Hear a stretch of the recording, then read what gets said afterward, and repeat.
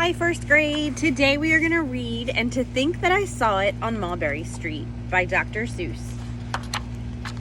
When I leave home to walk to school, Dad always says to me, "Marco, keep your eyelids up and see what you can see." But when I tell him where I've been and what I think I've seen, he looks at me and sternly says, "Your eyesight's much too keen.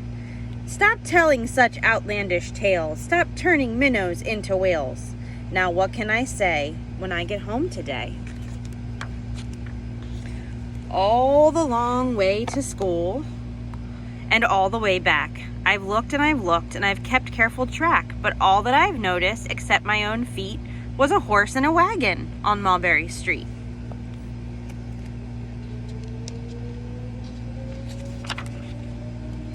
That's nothing to tell of. That won't do, of course. Just a broken down wagon that's drawn by a horse? That can't be my story. That's only a start. I'll say that a zebra was pulling that cart, and that is a story that no one can beat when I say that I saw it on Mulberry Street.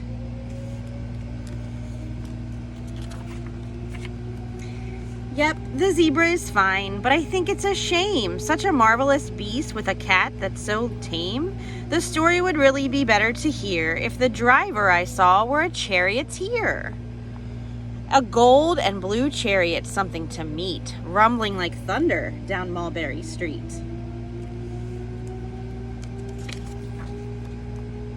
No, it won't do at all. A zebra's too small. A reindeer is better. He's fast and he's fleet, and he'd look mighty smart on old Mulberry Street.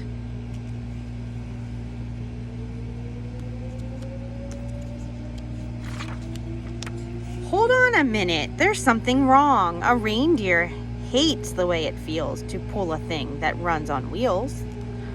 He'd be much happier instead if he could pull a fancy sled. A reindeer and sleigh. Say anyone could think of that. Jack or Fred or Joe or Nat. Say even Jane could think of that. But it isn't too late to make one little change. A sleigh and an elephant. There's something strange. I'll pick one with plenty of power and size. A blue one with plenty of fun in his eyes. And then, just to give him a little more tone, have a Raja with rubies perched high on a throne. Say, that makes a story that no one can beat when I say that I saw it on Mulberry Street. But now I don't know, it still doesn't seem right. An elephant pulling a thing that's so light? Would it whip around in the air like a kite? But he'd look simply grand with a great big brass band. A band that's so good should have someone to hear it, but it's going so fast that it's hard to keep near it. I'll put on a trailer. I know they won't mind if a man sits and listens while hitched on behind. But now, is it fair? Is it fair what I've done? I'll bet those wagons weigh more than a ton. That's really too heavy a load for one beast. I'll give him some helpers. He needs two at least. But now what worries me is this. Mulberry Street runs into bliss. Unless there's something I can fix up, there'll be an awful traffic mix-up. It takes police to do the trick, to guide them through where traffic's thick. It takes police to do the trick.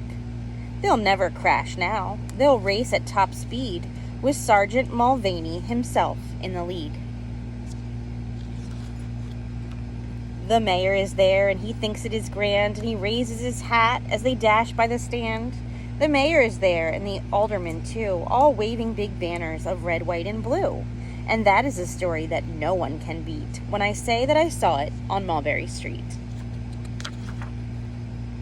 With a roar of its motor, an airplane appears and dumps out confetti while everyone cheers. And that makes a story that's really not bad, but it still could be better. Suppose that I add a Chinese man who eats with sticks, a big magician doing tricks, a 10-foot beard that needs a comb. No time for more, I'm almost home.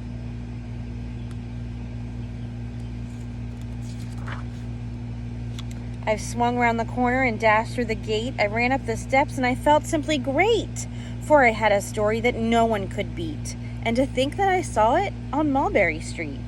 But Dad said quite calmly, just draw up your stool and tell me your sights on the way home from school. There was so much to tell, I just couldn't begin. Dad looked at me sharply and pulled at his chin. He frowned at me sternly from there in his seat. Was there nothing to look at? No people to greet? Did nothing excite you or make your heart beat? Nothing, I said, growing red as a beet, but a plain horse and wagon on Mulberry Street. Have a fantastic Tuesday. I'll talk to you soon.